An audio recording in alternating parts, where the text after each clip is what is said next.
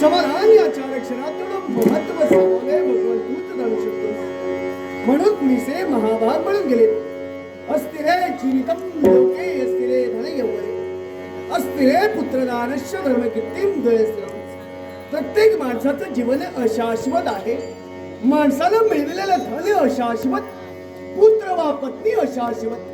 मग या मनकभूमीत शाश्वत सकाळ असेल तर प्रत्येकाने आचरणात आणलेला धर्माने संपादन केलेली कीर्ती आणि त्याच कीर्तीच्या उच्चतम शिखरावरती विराजमान होण्यासाठी आज नित्यवत जगण्याचा प्रयत्न आम्ही आमच्या जीवनात करतो. त्याला कारण आमचा जन्म झाला तो राज घालण्यात. 5 ज्ञानेंद्रिय 5 कर्मेंद्रिय पंचप्राण मनाने बुद्धी अशा 17 कलाने युक्त असला मानवी देह हा सन्मार्गी लावा. म्हणूनच 12 वर्षाचा प्रदीर्घ काळ मी गुरुमाच्या सान्निध्यात घालवला. त्यावेळी गुरुमाच्या मुखातून निघणारे बोलतात, हे राजचंद्र अरे न चौर्य हार्य न शराब हार्य न भ्रात भाजम भारकारी विद्याधनम सर्वधनम प्रधानम. कुठलाही चोर चोरी करण्याच्या औदात्य हेतून जरी आला असेल तरी त्या धनाची चोरी करू शकत नाही. दोन बंधू विभाजनेच्या महत्वाकांक्षेत जरी भांडू लागले असतील ना तरी त्या धनाचं विभाजन होऊ शकत नाही. असं सर्वश्रेष्ठ धन म्हणजे विद्याधन. विद्या विनयन शोभते. 12 वर्षाच्या प्रदीर्घ 30 शतानी निष्ठा गुरुपदी लागली. सर्व विद्याभ्यासात परिपूर्ण होण्या चंद्रपुरापर्यंत आमचं येणं झालं. तरुण मनाला तरुण मनाची गरज तो सुधीर आमच्या जीवनात उजाडला. माता चोकार मात्र वेद मुक्ती ब्रह्मण वेदाचं पलंतर असताना सप्त सिंधूच्या जनांच्या मस्तिकी सिंचन करण्यात हा तेजोमय राखेरांच्या मस्तिकी ठेवला झाला. आणि ज्यावेळी आम्ही आलक्ष्मी सिंहाचा विराजमान झालो त्यावेळी या तमाम प्रजेला आमच्या नावाचा जय जयकार केला. राजाधिराज चंद्रगुप्त महाराजांचा आम्ही आमच्या मनाने ठरविलं. जगो ते केवळ लाखांसाठी आणि मरू ते केवळ लाखांसाठी. चंदनाचा आदर्श जीवनात जोपासला. धर्म अर्थ काम आणि मोक्ष साम दाम दंडभेद या चातुर्सूत्राचा करून मी माझ्या तमाम प्रजनाला न्यायाच्या ठिकाणी आम्ही कधीही अन्याय केला नाही म्हणून धेनवली व्याघ्र एका ठिकाणी पाणी प्राशन करते. नकुळाली सर्प एका ठिकाणी आपलं वर्तन ठेवत आहे. हे सर्वकांचं समतेचं वातावरण करायला मी खरोखर मनाला समाधान वाटतं. तेजोपती सूर्य वर्णापती इंद्र मरुत धरून याने अखेर विश्वाला लालंबून करून सोडलं. खाण्याची माती आणि बीजाचं संकुल. पण भगवान हे सारं सर्वस्व खरं असलं ना तरी करता करविता तू निमित्त मात्र चंद्रगुप्त म्हणून माझे एकच सविनय प्रार्थना. त्यांनी 84 लक्षणे फिरून मरत मानवाचा जन्म घेतलाय. मानव म्हणतो मृत्यूंनी जन्माला आलाय ना त्या मरत मानवाला सुख मिळू दे, समृद्धी मिळू दे एवढीच माझी सविनय प्रार्थना केली. मंगलमय आशीर्वाद देव. अधीर झालेल्या मनाचं समाधान कर, समाधान कर, समाधान कर. प्रभुदेव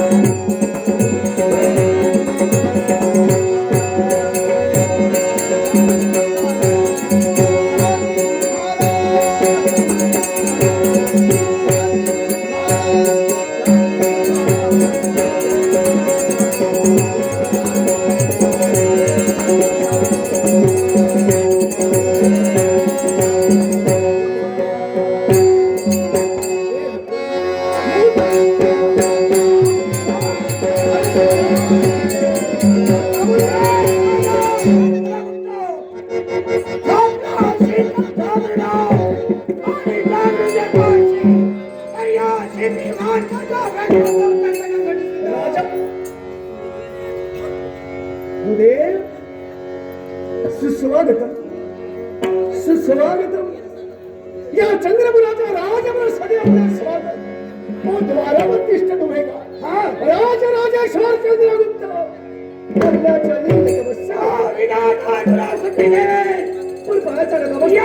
आमचं स्वागत केलंय.